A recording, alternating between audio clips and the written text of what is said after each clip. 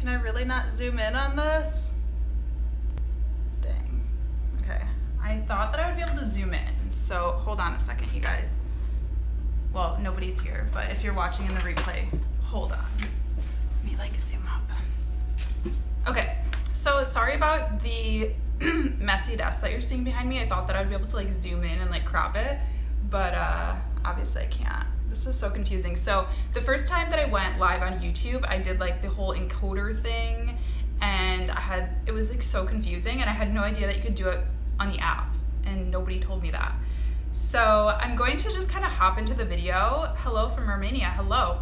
I'm just gonna kind of hop into the video so that way people who are watching on the replay don't have to like deal with me rambling, and if you have questions or anything, I will try to answer them at the end. But today I'm talking about whether or not YouTube is dying. So this is like a very common thing. I've done a video on this before about sort of the future of YouTube and why you shouldn't be freaking out about like ad money and all of that stuff.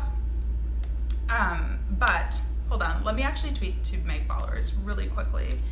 But yeah, so I went to a YouTube event last week, and so I thought that now would be a good time to kind of like come back with some of my reflections and my ideas from that. I don't know why it doesn't show up on my channel page though.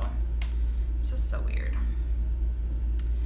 But so anyway, so number one, the first prediction that I have for the future of influencer marketing and YouTube is that I do think people are going to be switching platforms, and there's going to be a lot of that, a lot of like migration to different platforms coming pretty soon. It's already happening, particularly for beauty YouTubers, because YouTube is not like a place that a ton of brands go to anymore. I notice almost all of my sponsorships or like brand work that I get is they find me through Instagram, which I don't even have a huge Instagram following. I have like 3,000 or something on Instagram, which is not very much at all. And I have almost 10,000 on YouTube, but everybody's like, oh yeah, I found you through Instagram. And I feel like particularly for beauty or for like products, it's much easier to have a partnership with somebody on Instagram because it's so instant. It's like, I mean, that's the name, Instagram. They can send you a lip product and be like, hey, can you do a quick 10-second swatch video, or like whatever they want, or a quick picture. And it's so much easier than putting in the work and the time to fully produce a YouTube video. So that's one thing. I definitely see that particularly for YouTubers or for beauty YouTubers, but I think for a lot of other people too, I think that will be happening. People just be like switching up where their platforms are, finding their kind of niche in other areas. I know like Twitch is gaining popularity for gaming, stuff like that. Another prediction that I have for influencer marketing is localization. So again, most of the brand outreach that I've had in the past few months, they've been, one, found me through Instagram. Two, they have wanted me to do something local or be like a local representative of a company or something like that. So before it was very, hey, I'm, Sigma Beauty or like whatever this national company is. But now a lot of companies are trying to find almost like brand reps or whatever in local areas. An example of this, like I got invited to a Pepsi event. I'm doing a collaboration with a brand that I don't want to talk about yet, but they are we're specifically looking for Detroit YouTubers or influencers. So I just think that there's a lot more of that. Even when I was at Generation Beauty, like everybody, the first thing that comes out of anybody's mouth is, where are you from? And I mean, I think a lot of that is because we're in Canada and they know that a lot of people weren't from Canada who were there. But it was interesting to see the connections that were being made. This one girl's like, oh, I live in San Jose. And they're like, oh, I live in San Jose. Like, let's work together. Because I think that sending products isn't really as exciting anymore as it used to be. Like, I feel like a lot of brands really want to physically work with somebody or have an event or take it to like a real-time kind of feel. And that kind of ties into my next point of micro-influencers. So I talk about this all the time. I'm sure you guys know what a micro-influencer is. I'm sure probably a lot of you guys are micro-influencers. But the whole point is that micro-influencers have a niche audience. So back it up. A micro-influencer is somebody who has, I think, I've heard different numbers for like what the definition is, but in my eyes, a micro influencer is somebody who has like under 100,000 followers. And so these people have really niche audiences. So although their audiences might be small and can be as small as, you know, someone like me, like 10,000, the connection that I have with you guys, the connection that I have with my viewers is so much closer than somebody who has like 10 million. Because I think about the people that I watch and the people who have like 10 million subscribers, I don't feel like I know them. I can't relate to them. I usually don't buy anything they recommend because one, either I can't afford it because it's super crazy expensive and it was sponsored for them, or I just like don't care. Like, I don't know, I just don't have that connection. So that kind of ties into the whole localization piece, because again, like if I'm branding myself as like an influencer who lives in Detroit, Detroit's pretty small relatively. Like, it's not New York, it's not LA, it's a relatively small area. And so chances are I have a lot of followers from that area, and chances are I influence people from the area. I mean, that's how it's like supposed to work, at least. I don't know. I don't consider myself like a local influencer because I'm not from here, but I think that's how a lot of brands look at it. So yeah, like a lot of people, their goals when they want to become an influencer is to be the biggest. And while you should definitely want to grow your following and stuff like that, don't necessarily focus on being the biggest, because I think that actually the smallness is becoming more and more appealing to advertisers for a lot of reasons. Also, I think it's becoming a lot more appealing to them because they can pay you less, which I don't believe in. So I've done videos in Freelance Friday and stuff about being paid for your work and all of that. So don't let you being small mean that you get walked all over, because that's definitely a thing. But yeah, use it to your advantage, I think. Okay, next point, next trend that I've been seeing a lot of is owned content. So this really hasn't been a thing for me. I mean, I've done a few things like this in the past, but it's really started this year. Like, I've been getting so many offers for, hey, can you film a video? And we don't even care if you post it on your YouTube channel or if you post it on Instagram or whatever. Can we just have it? And I'm like, what? This is so weird. But it makes a lot of sense. So there's a lot of licensing and like owned content sponsorships going around lately. And I think it's just a really affordable way for them to get, you know, content for their websites, for their social channels, for their TV advertisements, whatever it is. I've just been seeing a lot more of that, and I'm not like 100% sure what the reason is. Like I said, I think it's cost effective, so I think that's one reason, but I don't really know what the other reasons are necessarily. I don't think it's necessarily a bad idea for influencers to do that, to do own content. But I do think, again, like you have to be smart about negotiation. Don't do it for like 10 bucks. Don't do it for free products, because this is something that they own forever. And the cool thing about being an influencer and posting something to your channel is that you have control over it. Like if you decide, you know, the brand has some scandal and like you don't want to be associated with them anymore, for the most part, you can take it down as long as that, you know, wasn't in your contract to keep it up forever. You get to monitor the comments, all of that kind of stuff, but when you're giving the rights away to your video, you have none of that anymore. So keep that in mind. But I do think it is a really good way to like make a couple of quick extra bucks for influencers. I've done stuff like this because I don't really do so much beauty stuff anymore. As a lot of you guys know, if you watch my channel, I don't really do beauty videos very much anymore. So it is nice because a lot of beauty companies will ask me, hey, can you just like film some stuff for me because we like your look or whatever the case. And I don't have to post it personally on my channel because I know that like my audience doesn't really relate to that stuff anymore as much. So it is a cool option, and it's another cool thing to sell if you do reach out to brands on your own. That is something that I kind of sell to them, is I say, keep in mind, you're getting this content for free to use however you want, or like however you want to phrase it. I mean, I wouldn't necessarily say to use however you want, but you can let them know that they can get the video files and they are free to post it on their social channels or use it on their website or whatever. So that is another good selling point, and a lot of people pick up on that. And a lot of people will pay good money for that too. And then the last thing is really not anything new. I guess it's just something that's new for me because I guess I'm getting older now.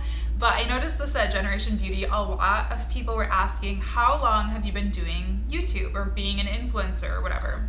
I keep looking down at my computer, by the way. This is so weird, live streaming on my phone, because I can't look at it on my phone. So yeah, a lot of people have been asking, how long have you been influencing or being on YouTube or whatever? And that's something that's really new for me. And I had this kind of negative experience with the brand, and I'm not gonna say who it was, and they were so nice. Like, the brand was super nice. They didn't mean it to be offensive, but I could just see in the girl's eyes when I said I've been doing YouTube for a few years, it was like, nope, not gonna work with her. Because I feel like there's this kind of attitude, which is understandable, that a lot of brands are looking for what's new and what's hot. So I don't know, I think there's kind of a thought that maybe if you've been doing YouTube for a few years, you kind of like, if you've been doing it for a few years and you haven't blown up yet, then what's the point? Like, why are you still doing it? And I also feel like there's a kind of a thought that maybe some of your followers have fallen off or grown up or lost interest, which is definitely valid. And I mean, you can see that from my view to subscriber ratio, that there's definitely some people who have lost interest, who have fallen off, who've grown up, who've changed what they do and changed how they consume content. So I think that a lot of brands are picking up on that, and they're not necessarily looking, again, just at numbers. They're looking at like, okay, well, this girl started YouTube 6 months ago and she has 10,000 subscribers. This girl started YouTube 3 or 4 years ago and has 10,000 subscribers. Which one is like the new and hot? Which one is going to be the better long-term collaboration for us? And it's only smart, like, it makes sense. So I don't really know what advice I have, I guess, for that, because I'm in that situation where I've been kind of doing it for a while. I mean, use it to your advantage however you can, like, sell it however you can. Brands really like numbers. So if you can say, like, I've grown my YouTube channel X percentage in this year, then maybe use that. Like, that's a good stat that I have, because my channel in this past year has grown more than it ever has, and it's grown like a lot. Like, I don't know the exact percentage, but a lot. So maybe just start thinking about things in that way. And hey Joe, I don't think YouTube is dying, at least not yet. Yeah. So I was just talking about some like predictions that I have for YouTube and where it's going. And I agree with you, I don't think YouTube's dying.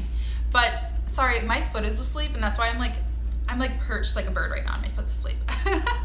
But yeah, so I don't think that YouTube is dying either, but I think that it's definitely changing.